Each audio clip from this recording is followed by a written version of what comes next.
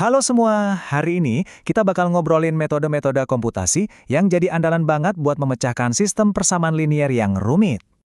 Oke, ini dia rencana main kita. Kita mulai dari masalah dasarnya dulu, terus kenalan sama metode klasik dari Gauss, kita bedah langkah-langkahnya, cari tahu apa kelemahannya, dan terakhir kita bandingin sama saudaranya, metode Gauss-Jordan.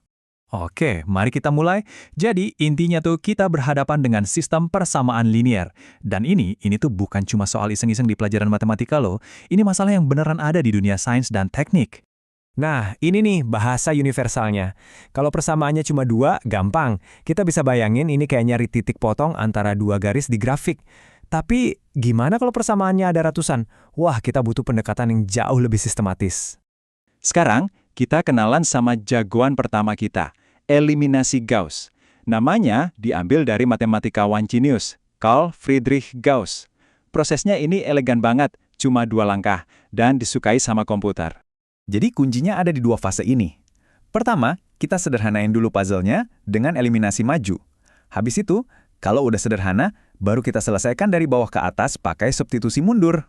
Gini deh, biar gampang ngertinya, kita langsung coba pakai contoh aja. Kita bakal pakai sistem 3x3 ini, sama bentuk matriksnya. Nah ini dia titik awalnya. Matriks ini kita sebut matriks yang diperbesar. Ini intinya cuma cara nulis ringkas dari 3 persamaan tadi. Tujuannya apa? Kita mau bikin angka-angka di pojok kiri bawah itu jadi 0 semua.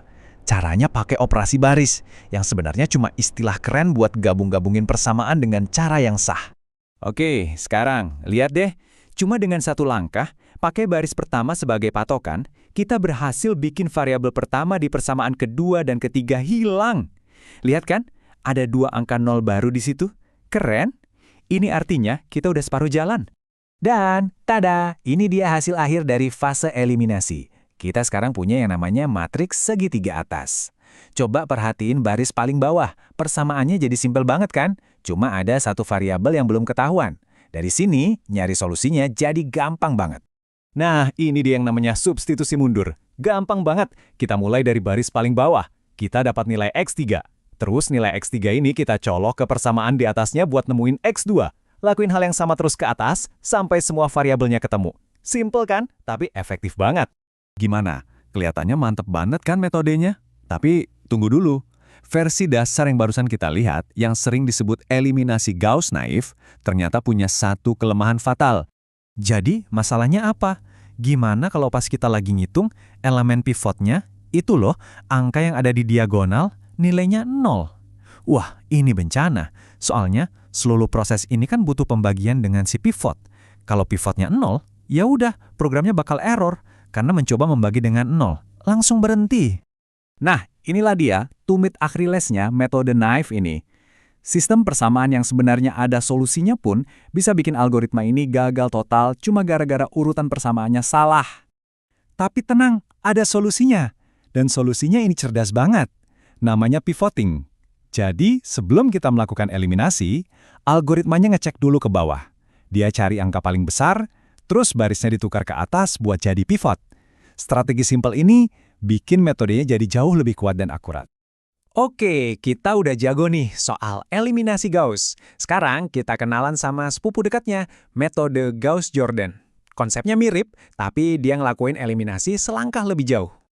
Jadi bedanya di mana? Intinya di tujuan akhir. Kalau eliminasi Gauss, tujuannya kan bikin matriks segitiga atas. Nah, kalau Gauss-Jordan, dia lanjut terus. Dia juga bikin 0 angka-angka di atas diagonal. Tujuannya, bikin matriksnya jadi matriks identitas. Hasilnya, solusinya langsung nongol, nggak perlu substitusi mundur lagi. Kedengarannya lebih enak ya, nggak perlu substitusi mundur? Tapi, ada tapinya. Buat mencapai itu, metode Gauss-Jordan butuh kerja ekstra.